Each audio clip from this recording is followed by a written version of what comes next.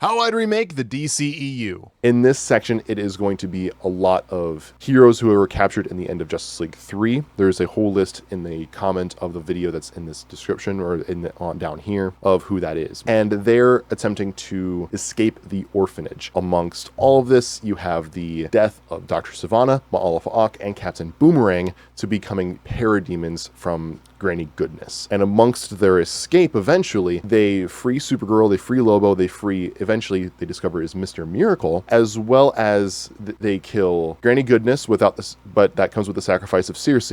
They then are able to escape hordes of parademons with the sacrifices of El Diablo and Mirror Master, and they killed Assad with the sacrifices of Pedro Marvel, Ocean Master, and then they completely blow up Apocalypse with the sacrifices of Mira, Starfire, and Freddy Marvel. Coinciding with this is going to be on Earth, continuing the Blackest Night story, where Superman is under the control of the anti-life equation, and all the survivors from Justice League 3 are attempting to evade Superman. And with this, when they first discover Superman's under control of the anti-life equation, they unfortunately lose Enchantress and a couple of other characters like the Joker, who gets Superman's arm straight through his heart, similar in visuals to the Injustice storyline. They're essentially just trying to escape from Superman, taking advantage of Superman's weakness to magic by using characters like Constantine and Madame Xanadu, Shade the Changing Man, and Raven. Eventually, the two teams do team up with the help of boom tubes from Apocalypse, and they start exchanging all of what has happened to them over the last X number of days or what have you. There is a plan that eventually succeeds, though,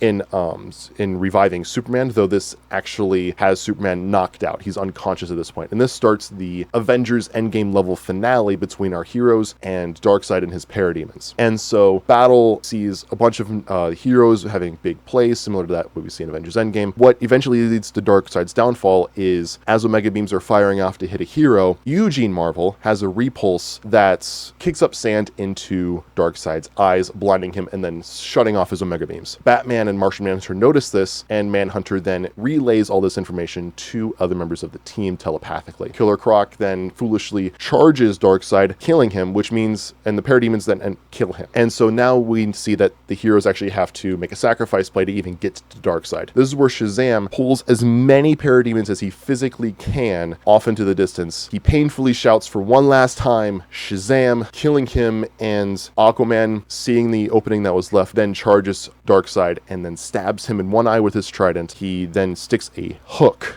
that he replaces his arm with into the other eye of Darkseid. Though, there is one last Omega Beam from Darkseid that does kill Arthur Curry. And now, with Darkseid blinded and Superman waking up, the remaining heroes are all able to storm Darkseid, unleashing their most powerful attacks, and Darkseid is then incinerated.